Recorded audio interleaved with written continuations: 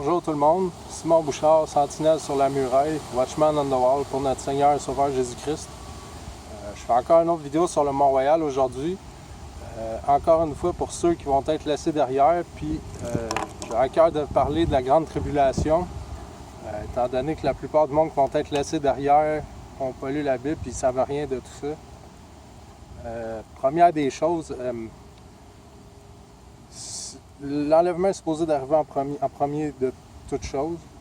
Ensuite, si vous vous posez la question, comme dirait mon frère Barry Scarborough, qui est aux États-Unis, un autre Watchman, qui dit si vous vous posez la question à savoir si vous êtes dans la grande tribulation, bien, vous n'êtes clairement pas rendu dedans. Quand ça va être le cas, vous ne vous poserez pas la question, ça va être bien clair là, que vous êtes pris là-dedans. Donc, qu'est-ce que c'est la grande tribulation? C'est Dieu qui répand sa colère sur un monde qui le rejette, qui a rejeté la vérité, qui a rejeté le Seigneur Jésus-Christ. Alors que tout ce qu'on avait à faire, c'est de croire en lui pour faire partie de l'enlèvement, puis de croire en lui pour être sauvé pour notre rédemption. Simple comme ça. Fait que, comment ça va se passer? Une fois que nous, on ne sera plus là, il y a 7 sceaux, 7 trompettes, puis 7 bols de jugement qui vont être déversés sur notre monde. Puis je vais tous vous les décrire un après l'autre. Donc le premier sceau, les 4 premiers sceaux, c'est les 4 cavaliers de l'Apocalypse. Le premier sceau qui est le cheval blanc, qui est l'Antéchrist. Donc le dévoilement de l'Antéchrist va se faire en premier une fois que nous, on ne sera plus ici. Le deuxième sceau, qui est le cheval roux, qui représente la guerre homme contre homme, la guerre totale. On ne parle pas d'une petite guerre entre deux pays, on parle de la guerre totale, à grandeur de notre monde. Puis, une autre affaire aussi, tout ça, on voit déjà les débuts de ça. C'est déjà tout en train de se mettre en place. Là. Prenez le temps d'analyser tout ce que je vous dis. Il y a des affaires qui sont déjà qui ont déjà commencé.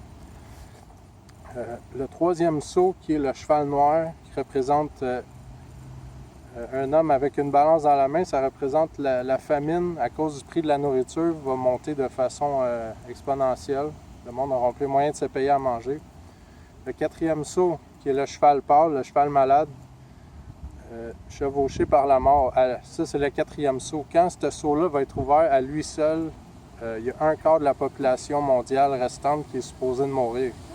Donc, comme j'expliquais dans une autre de mes vidéos, vous allez le savoir que vous êtes dans la grande tribulation. Là. Un quart de la population mondiale, ça représente au moins 1,5 milliard avec un M majuscule, 1,5 milliard de personnes qui vont mourir. Donc, des morts vont en avoir partout autour de vous autres. Ça, c'est le quatrième sceau. Cinquième sceau, la mort des saints. En tout cas, moi, c'est ce que j'en comprends. Ça, c'est mon hypothèse, mais je crois que c'est à ce moment-là que l'Antéchrist va donner le choix au monde de prendre la marque ou de la refuser. Puis ceux qui vont la refuser vont avoir la tête coupée, exactement comme c'est écrit dans Révélation 24, je crois. Dans Révélation 20, ça, je suis sûr, allez voir. Sixième sceau, tremblement de terre assez fort pour déplacer des montagnes, le soleil noir, la lune de sang, les étoiles qui tombent du ciel. Tous les habitants de la terre cherchent un abri sous terre ou dans les cavernes pour se cacher de ces fléaux-là.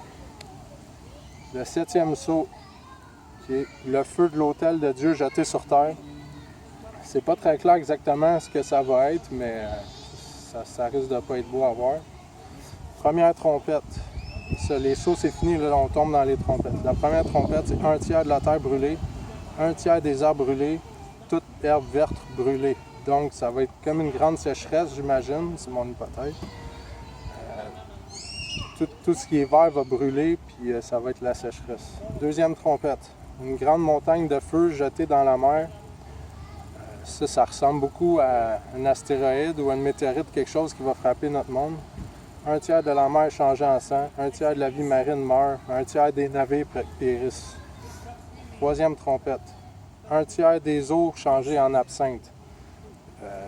Toutes les eaux vont devenir tellement amères, tellement mauvaises qu'on ne pourra plus la boire. Quatrième trompette, le soleil, la lune et les étoiles perdent 1/3 de leur clarté.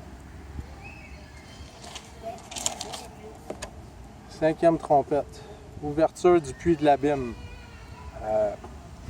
Ça, encore une fois, c'est des hypothèses, mais ça se pourrait qu'avec la machine CERN qui est en Suisse, ou en tout cas quelque part dans ce coin-là, qui rouvre un portail sur une autre dimension, puis il y a des bestioles puis des démons qui vont sortir de là, l'ouverture du puits de l'abîme. Allez voir la 5e trompette, vous allez voir ce que je veux dire. 6e trompette, les 4 anges qui sont enfermés sous le fleuve de l'Euphrate, qui sont soit des anges déchus ou des néphalèmes, selon moi. Quand ils vont être relâchés, ils vont tuer le 1/3 des hommes restants sur Terre. 7e trompette. J'ai beau chercher la 7e trompette, je comprends pas c'est quoi le fléau, c'est quoi qui va se passer à ce moment-là. Moi, j'ai un point d'interrogation là-dessus.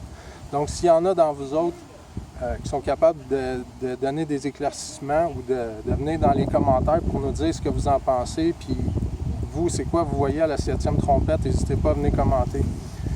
Et ensuite, on tombe dans les coupes. Première coupe, un ulcère malin et douloureux pour tous ceux qui vont accepter la marque de la bête. Ça pourrait être le vaccin qui se retourne contre ceux qui l'ont accepté, ou on ne sait pas, ça va peut-être rendre le monde vraiment malade. Ça, c'est mon hypothèse, encore une fois. Deuxième coupe, toutes les mers deviennent du sang et tout ce qui est dans la mer meurt. Troisième coupe, tous les cours d'eau changés en sang. Donc, pas juste la mer, on parle des fleuves, des ruisseaux, des rivières, tout. Quatrième coupe, le soleil brûle les hommes. Le soleil va devenir tellement chaud que ça va brûler tout ce qui est sur Terre. Les humains ne pourront plus rester au soleil. Puis c'est en lien avec le réchauffement climatique. Puis c'est, comme je vous dis, ces choses-là, c'est des affaires qui ont déjà commencé, là. Ensuite, cinquième coupe, le royaume de la bête couvert de ténèbres. Donc, le Seigneur va faire en sorte que tout notre monde va être couvert de ténèbres. Il n'y aura plus de lumière, il n'y aura plus de soleil, il n'y aura plus rien. Ça va être seulement la noirceur puis le mal. Sixième coupe, l'Euphrate asséché ouvre le chemin vers l'Orient. Autrement dit, le fleuve l'Euphrate va être asséché, ce qui va laisser le chemin ouvert pour la Chine et tous les pays de l'Orient pour que leurs armées puissent se déplacer vers l'ouest. Tout ça va mener à la bataille de l'Armageddon dans la vallée du Megiddo. Septième coupe, grêle, tremblement de terre assez fort pour faire disparaître les îles et effondrer toutes les montagnes. Donc on a fait le tour de tous les fléaux. Puis ensuite de ça vient, comme j'expliquais, l'Armageddon, la guerre dans la vallée du Megiddo. Donc tous ceux qui vont être encore ici vont tous être regroupés ensemble en une grosse armée sous les ordres de l'Antéchrist. Puis ils vont essayer de faire la guerre à Jésus, puis à nous, à tous les saints qui reviennent avec lui pour prendre possession du royaume. Puis le Seigneur va le détruire avec la gloire de son apparition, juste un mot de sa bouche, puis tout ça, toutes ces personnes-là vont être détruites, vont être envoyées dans l'abîme, dans le feu, dans le lac de feu éternel. Donc tout le monde... je fais cette vidéo-là, comme j'expliquais, pour ceux qui vont être laissés derrière. Si vous voyez cette vidéo-là avant que l'enlèvement arrive, comment faire partie de l'enlèvement, c'est simple, il faut mettre toute notre confiance en Jésus-Christ. Comme c'est écrit dans 1 Corinthiens 15, versets 1 à 4, qui dit que Christ est mort pour nos péchés, passé, présent et futur, qui a été enseveli, qui est ressuscité le 3e jour. Puis si vous croyez à ça avec tout votre cœur, c'est tout ce que ça prend pour être sauvé. Puis si c'est votre désir, je vous invite à lui dire vous-même dans vos propres mots. C'est super facile. Puis une fois que c'est fait, bien, vous êtes scellés par le Saint-Esprit, puis vous êtes sauvés jusqu'au jour de la rédemption. Puis il n'y a absolument rien qui peut vous enlever des mains du Seigneur une fois que ça c'est fait. Donc, s'il vous plaît, tout le monde, faites le bon choix parce qu'il ne reste vraiment pas grand temps. Comme j'expliquais à chaque... J'espère que c'est mon dernier vidéo. On va se voir tout le monde dans les nuages bientôt. Donc, merci tout le monde d'être à l'écoute. Je vous souhaite une bonne journée. Que Dieu vous bénisse.